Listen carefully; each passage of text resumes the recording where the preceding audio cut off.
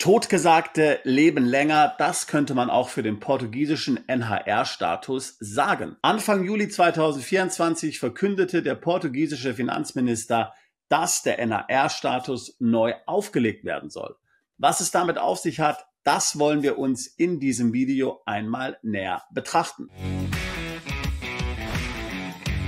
Seit 2008 wanderten Zehntausende Ausländer nach Portugal aus und nutzten den NHR-Status. Er war besonders attraktiv für Ruheständler und Privatiers, waren doch Renten und Pensionen aus dem Ausland zunächst steuerfrei und wurden danach mit 10% besteuert. Ebenso steuerfrei waren zum Beispiel ausländische Dividenden und Zinsen. Auch unsere Mandanten nutzten vielfach den NHR-Status. Wir waren also ziemlich traurig, als gegen Ende 2023 die damalige portugiesische Regierung ankündigte, den Status sehr kurzfristig schon auf Ende 2023 zu beenden. Als Grund für das abrupte Ende des NHR-Status gab man damals die soziale Gerechtigkeit an. Es könne ja nicht sein, dass sich einfache Portugiesen selbst einfache Wohnungen nicht mehr leisten können, während reiche Ausländer in Portugal leben und dann auch noch keine oder nur sehr wenig Steuern bezahlen. Viele Ausländer dachten dann schon, dass es dies gewesen sei mit Portugal,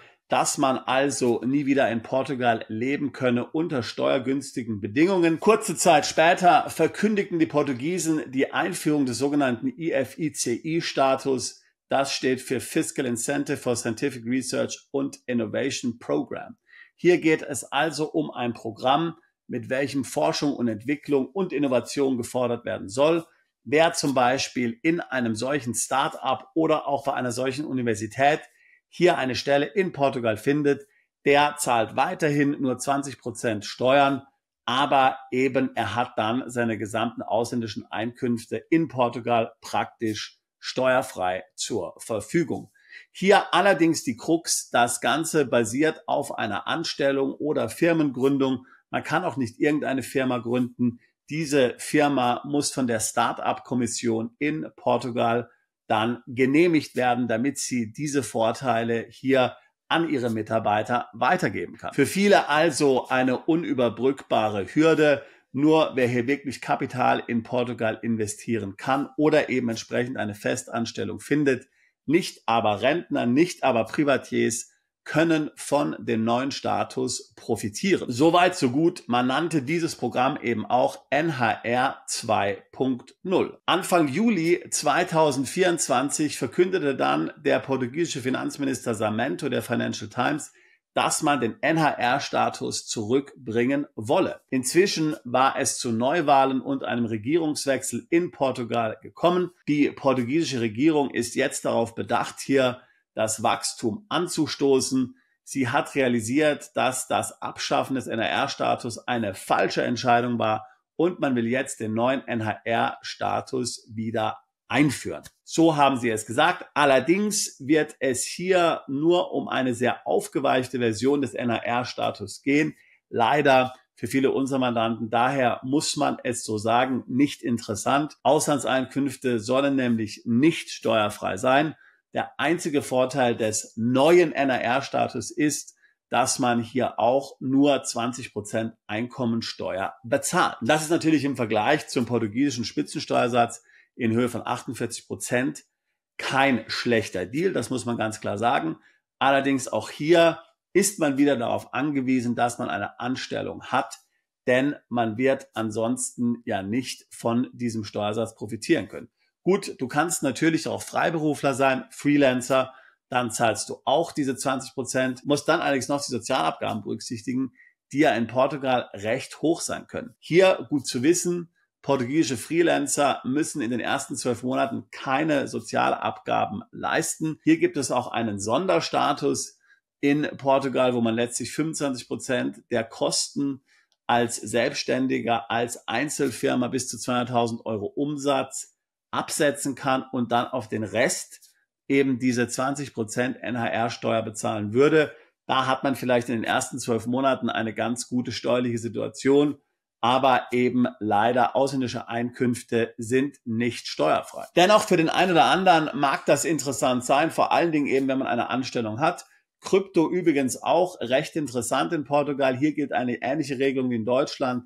Hältst du die Kryptos für mehr als 12 Monate, ist die Veräußerung steuerfrei. Und interessanterweise kannst du auch hier Krypto zu Krypto tauschen. Das beeinträchtigt die Wartezeit nicht. Das heißt, bei der Wartezeit geht es schlicht und ergreifend um den Wechsel in die Fiat-Währung oder aus der Fiat-Währung heraus. Ansonsten sind natürlich Allgemeinkapitalerträge in Portugal recht hoch besteuert. Kann man sagen, ungefähr so wie in Deutschland, lohnt sich also nicht. Interessant könnte vielleicht sein, dass Erbschaft und Schenkungssteuer recht günstig sind, beziehungsweise dass es eine solche nicht gibt bei direkten Vorfahren und Nachkommen. Also Eltern können an Kinder und Großeltern schenken und in die andere Richtung natürlich auch, ohne dass dort Erbschaftssteuer anfällt oder Schenkungssteuer. Aber wie gesagt, hier muss man auch immer bedenken, wenn man aus Deutschland wegzieht, dass man immer noch 5 bis 10 Jahre der deutschen Schenkung und Erbschaftssteuer unterliegt. Alles in allem leider also keine sehr guten Nachrichten. Muss man mal sehen, was hier in Portugal noch so kommt. Wie gesagt, die neue Regierung scheint es sich auf die Fahnen geschrieben zu haben, hier unternehmerfreundlich zu sein, weitere Steuervorteile einzuführen, wohlhabende Ausländer zurück ins Land zu bringen, was ja auch verständlich ist, denn bei aller sozialen Ungerechtigkeit haben die Ausländer natürlich sehr viel in Portugal investiert. Ich weiß nicht, ob du schon mal da warst. Wenn du mal durch portugiesische Städte gehst, siehst du ja doch sehr viel Verfall mitten in den Städten.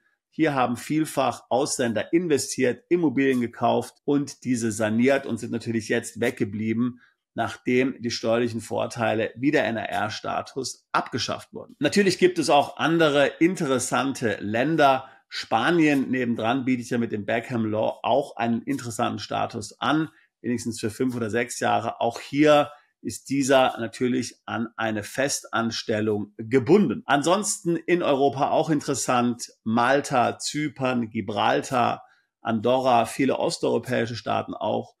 Griechenland, Polen und Italien haben jeweils Lump Sum Tax Schemes, das haben eine Pauschalsteuer zwischen 75 und 100.000. Das kann auch interessant sein.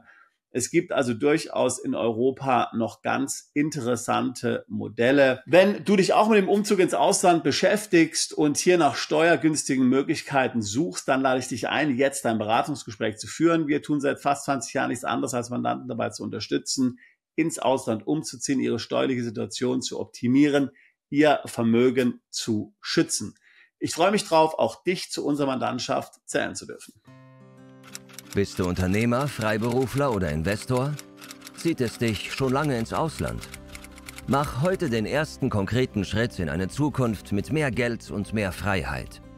Buche ein Beratungsgespräch mit Sebastian und seinen Kollegen.